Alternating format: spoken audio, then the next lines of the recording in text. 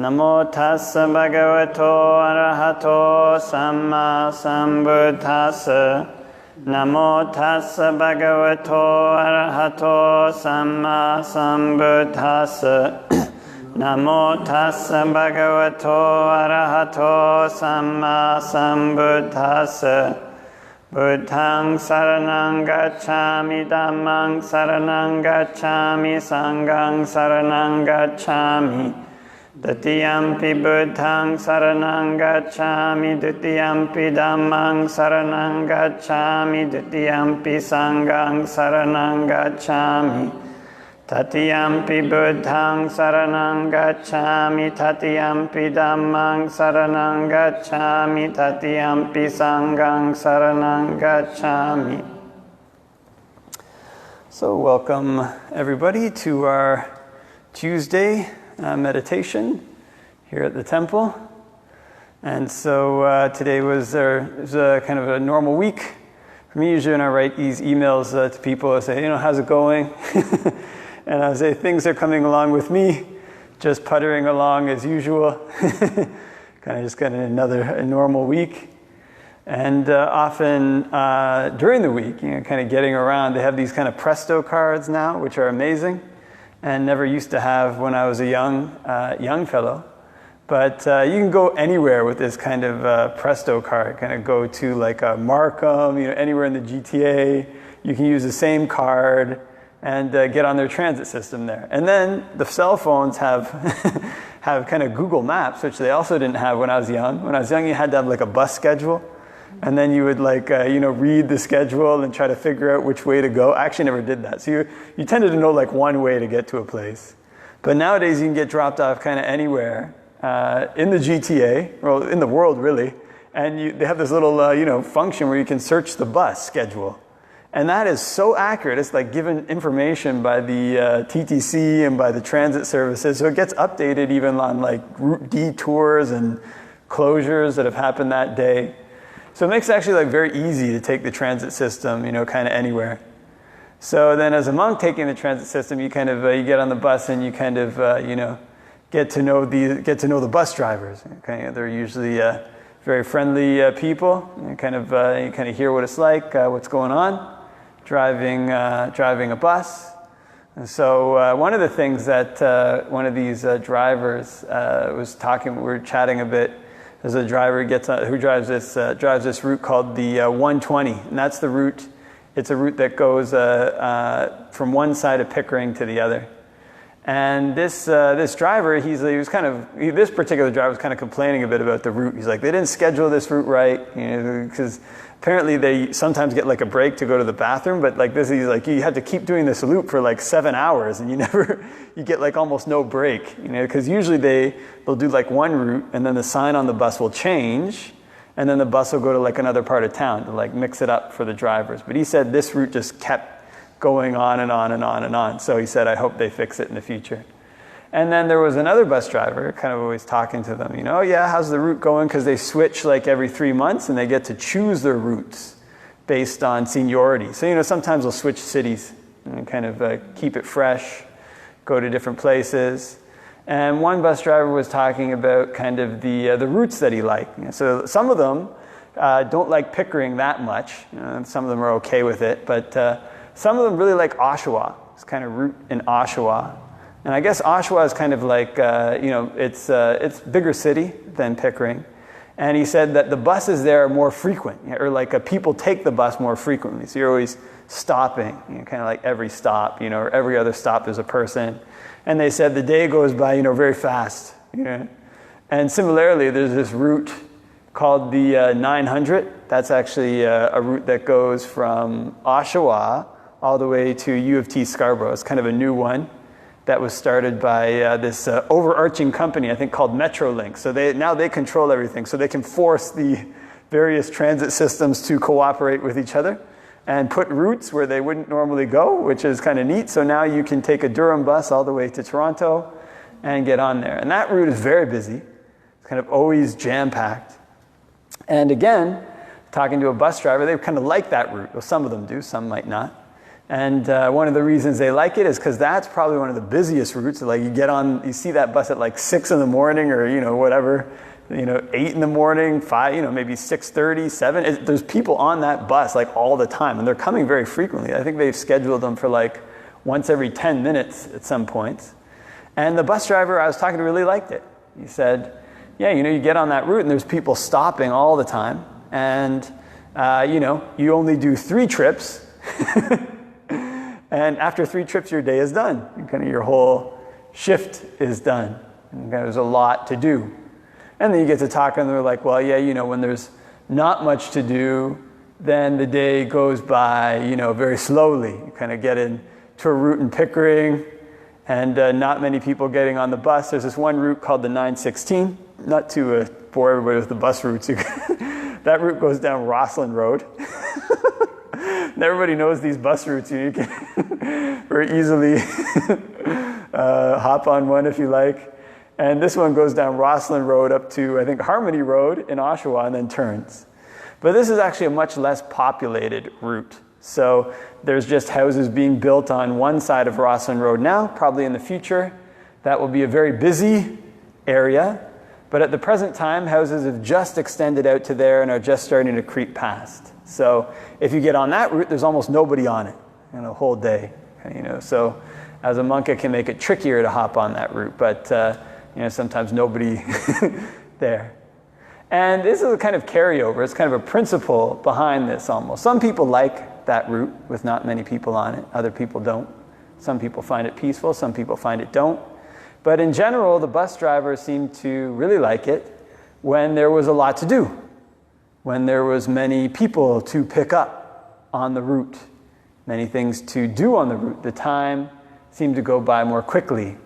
We follow his meditation method here. His name was Ajahn Lee.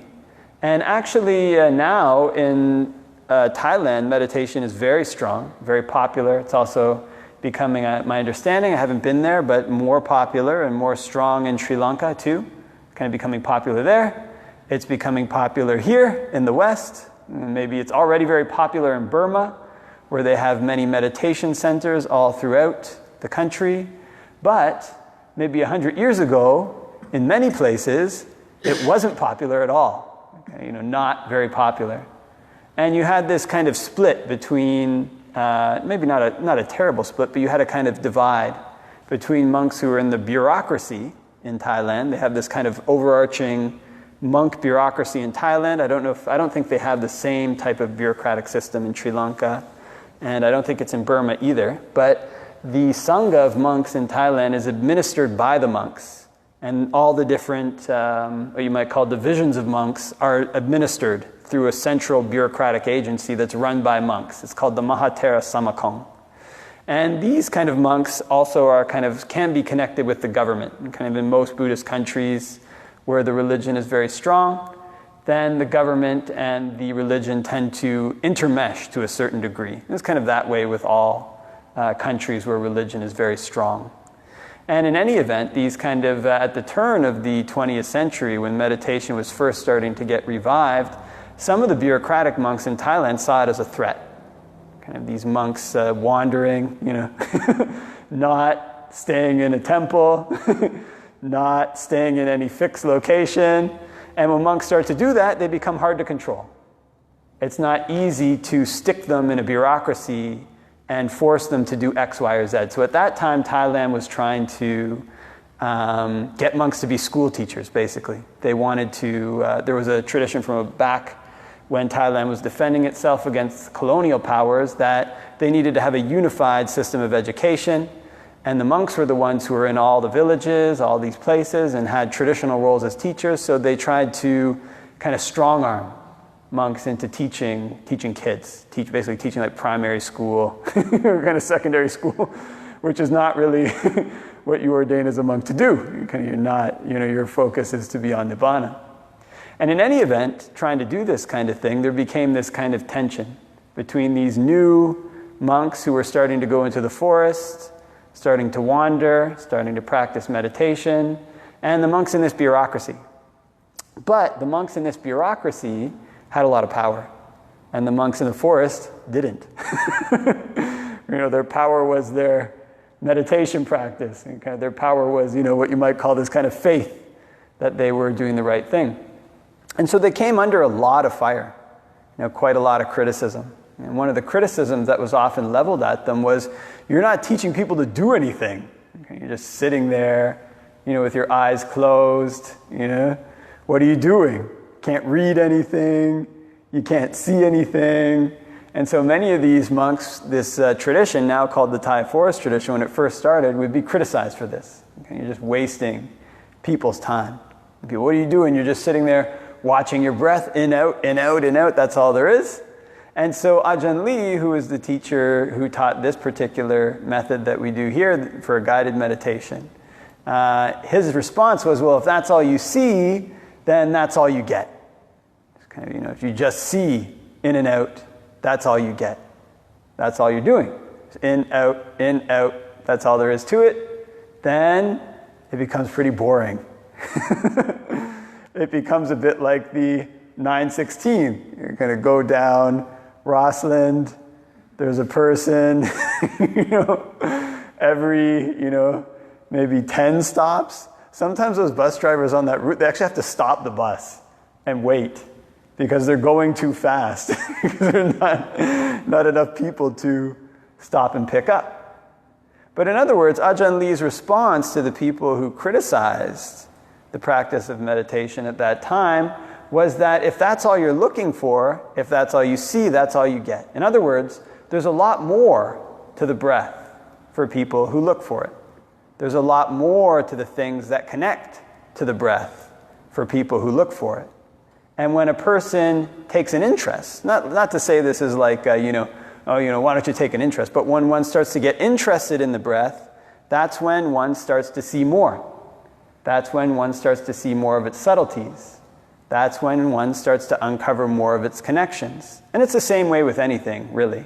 If a kid is interested in art, I remember when I was young and kind of, really liked to, run and kind of do track, like to do high jump, like various types of sports. And you kind of get interested in these sports. You just do them for fun.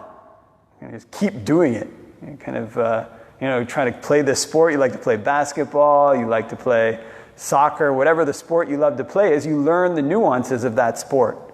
Kind of somebody who's not interested in it. I mean, for me, I've never really watched soccer. Kind of, when I was a kid. I'm not to any soccer fans out there, to each their own. But when I used to watch soccer, I'd be like, what are they doing? It's kind of the ball is going here and there. And it was the same way with me personally for baseball. Not trying to insult baseball fans again. But, it'd be like, okay, there's all these innings, what are people doing? Like they're chucking the ball, they either catch it or they don't hit it or they do, not much is going on. But, if you sat me down to watch, like basketball, I found that very interesting because there's points being scored like constantly, I found track and field very interesting. And when a person finds these things interesting, they learn about their subtleties. The time for them goes fast. The time for them passes quickly. So this is the same thing when we learn to take an interest in the breath, take an interest in our meditation, take an interest in our mind. When we take an interest in these things, this is when we start to see the subtleties behind them. So this is a kind of interesting thing because we often learn that the Buddhist path is all about relinquishing craving, relinquishing all desires. But we actually have to use this faculty of craving, use this faculty of, in the Pali it's called chanda sometimes has a positive connotation, to develop. We have to use this kind of faculty to move forward, use this faculty to get interested in what it is that's going on right here. So this is one of the things I remember, when I was first on, I used to do kind of a Zen meditation. And the meditation there was kind of very strict. You kind of do X, Y, Z, X, Y, Z, X, Y, Z. And pain comes up, do X, Y, Z. Whatever comes up, X, Y, Z. That was always the answer, X, Y, Z, X, Y, Z, X, Y, Z. And, to a certain extent, there is something good about that. It's kind of, don't get too distracted, flying all over the place. But I remember there was this one retreat, I decided to kind of cheat a bit. And at that time, I just learned about this kind of method of meditation where you meditate with your eyes closed, which at the time you weren't supposed to do. And you also kind of, whatever comes up in your mind, you kind of note it and then go back to your breathing. And in this retreat, I had kind of, that time I was kind of, had a lot of leg pain. And I kind of made this determination, I'm sitting with no cushion this retreat. Whatever comes up, I'm going to, not going to use a cushion. And these kind of determinations eventually led me to injure my back, but that's another story. But in any event, trying this new approach to meditation, I got really engrossed in meditating on that retreat. I was kind of very engrossed. It seemed like I could, people were coming in and out of the kitchen, banging the doors, things were smashing around, and it felt like I was able to stay interested in my meditation topic. That the pain was much less than it would be before. That these other things were much less than they would be before. The distractions were much less than they would be before. And so this is one of the ways that it can be. This is why a lot of the teachers, when they're teaching meditation, they recommend this faculty of imagination, this faculty of learning to imagine different things. And this is one of the things that we see employed when we sit down to do this kind of guided meditation. We learn to imagine the breath going in and out of the forehead, something you wouldn't normally think of. Imagine the breath going in and out of the top of the head. Excuse me. And actually in these kind of guided meditations, only do it sometimes. Sometimes you can even imagine it going down the spine, down one leg, out to the tips of the toes when you breathe in, and then shooting out the toes when you breathe out. Down the other side when you breathe in, shooting out the toes the other side when you breathe out. And the same thing, down the hands, all these various things. So there's a lot of ways that one can visualize the breath, a lot of things that one can do with the breath. And these are what's called perceptions. These various perceptions that a person has about the breath, that a person has about their meditation, are a lot of the times what makes it go a particular way. And some of these perceptions are useful sometimes, some of these perceptions are not useful sometimes. So this is where getting interested in them, getting interested in their linkages, leads us to develop a skill. Leads us to develop a skill in our meditation practice that we wouldn't normally have, is just going in, going out, going in, going out, going in, going out, going in, going out. So today we actually went through and did a lot more of this kind of, body scanning, I guess you could call it, kind of than usual. Went through kind of, there were different muscle groups that kind of went through, different kind of places in the body that one went through. And this is a little bit different spin on the technique of breathing. A little bit different approach to the way one breathes. And the hope, of course, whenever we do these things, is that in doing these different approaches, a person learns these different connections. Different connections for the breath, different connections for their meditation topic that they wouldn't normally have seen before. So when I was in school, when I was taking a business, one of the interesting things that they find when people discover something new, discover a new approach, discover a new avenue, is it's something they don't usually plan for. Like when some of these kind of really great inventions, like things that just revolutionize the way people do things, it's not something that people necessarily plan. Oftentimes it comes when they're trying to do something else and they make a mistake. But with that mistake, they see a different application. So one of the most famous ones is kind of, these Post-it notes. I don't even know if people still use those. They use these kind of Post-it notes for different things. And kind of that Post-it note was actually a kind of failed experiment at 3M. They were trying to, I think, make a particular type of glue, but the glue was just not working out right. And then eventually I think somebody figured, well, wait a minute, we could just stick this on the back of paper. We'll have these kind of like Post-it notes. I think it was kind of something, a lot of some of these things that are revolutionary as well, like the internet, that was not originally a commercial thing. It was kind of like this military thing called DARPANet that they were using, I think, to try to, get some military advantage that eventually got spread and is now kind of revolutionized the world. And it's a kind of similar thing. When we're looking to try to solve a problem in our meditation practice, how do I get my mind to stay with the breath, going in and out all the time? How do I get my mind to feel a sense of ease, to feel a sense of pleasure, to feel a sense of feel a sense of unity, I guess, with the breath, then these are kind of goals that we might have. And the answer to that question might not always be what one thinks, might not always be in the area that one thinks. And this is why having this aspect of desire, having this aspect of chanda is so important. Because this aspect of desire, this aspect of chanda is what causes one to look. Causes one to look to see solutions that one didn't see before. But on top of this aspect of desire, there's also this aspect of imagination. Wait a minute, what if I did things this way? What would the result be? So one of the things that Ajahn Lee often taught his students, or sometimes taught his students, when they were meditating, is if you have an insight in your meditation practice, look, this is the way things are working with my body. This is the way things are working with my breath. This is what really works. Then to ask oneself, what if the opposite was true? What if the complete opposite of what I think was actually what was true? Because this helps to loosen one's perceptions around the way that one's meditation practice is going to be, so it doesn't become a plan. It doesn't become this fixed thing, like first I'm going to do X, then I'm going to do Y, then I'm going to do Z, and every time my mind will become peaceful. Every time my mind will become like this. What it does is it opens up the opportunity, it opens up the possibility for a person to have experiences that they didn't plan for a person to have openings that they didn't see. And oftentimes this is actually what breakthroughs in a person's meditation practice are like. Because the things that cause people to suffer are often the things that are like a fish in water. It's kind of just something that's been part of one's world for so long. Okay, don't know another way of thinking, don't know another way of perceiving. And yet, there is this other way.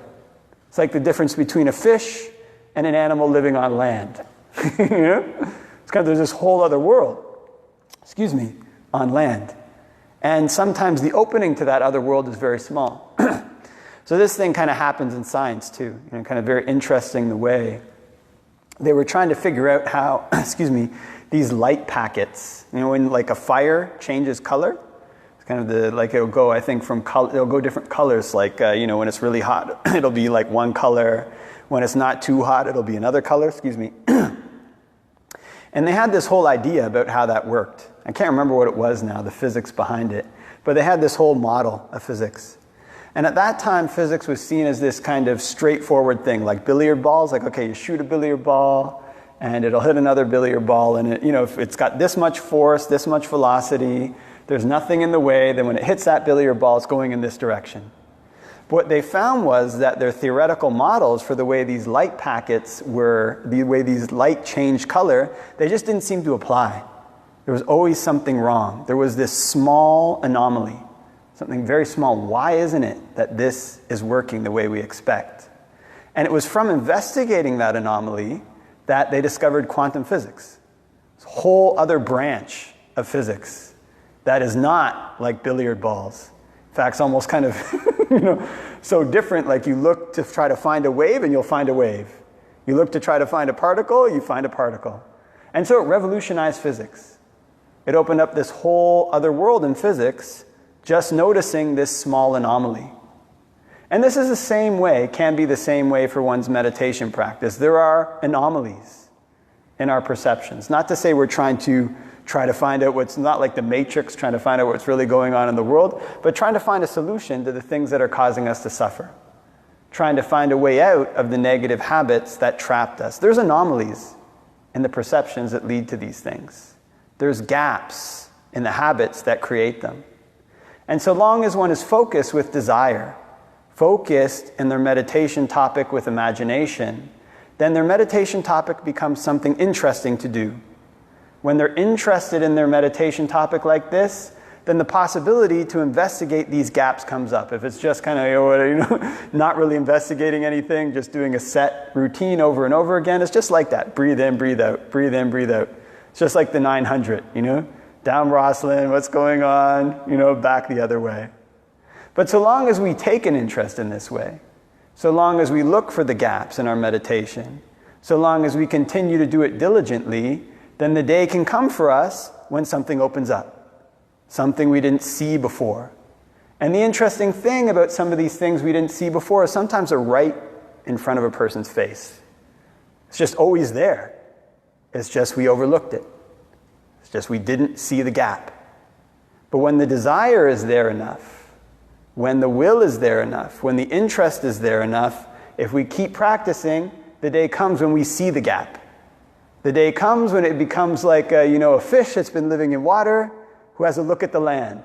So wait a minute, there's a whole other world here. There's a whole lot more to explore. There's a whole lot more to develop. Like those physicists who are looking, why isn't this light? It's changing color in the way we think. And keep looking at that, and a whole other realm of physics opens up that almost undermines the one that they knew. This is why Ajahn Lee says, if you think that something is a particular way, ask what if the opposite is true. If we think our progress in meditation will be a particular way, what if the opposite is true? And this is not to undercut some basic foundations, but it's to develop this attitude of interest, this attitude of desire, this attitude of ingenuity. Because minding the gaps in this way with interest, minding the gaps in one's meditation with desire, and approaching one's meditation with ingenuity is what leads to these breakthroughs in meditation. And those are things that people can know for themselves. Those are things that people can know directly. Sometimes that very significant portions of suffering in one's life have fallen away and lose their old power to delude, lose their old power to cause to suffer. But this is for people whose meditation practice becomes something that they love, something they become addicted to. Well, maybe that's a strong word, but Ajahn Lee's student, Ajahn Fung, he used to say, to really get good about meditation, you got to be crazy about it. This is not like something that everybody here should be crazy. I'm just saying, it's kind of like playing those sports, right? You kind of get interested in baseball, get interested in hockey. Okay, that's when you start to develop the skill in it. That's when you start to get good at it. And getting good at these things is something we can train our mind to do by looking to see more than we thought we would see, by making our meditation practice something interesting, by looking for the connections behind it. Our meditation practice becomes like driving that 900 route. Every other time there's a stop. Every other time there's a stop. Not to say our meditation stops, but there's work to do here. There's things that are happening here. There's things we're looking for here. And in this way, our meditation practice becomes something that can be joyful, something that can be easeful, and something that can lead to real cessation of suffering in our life.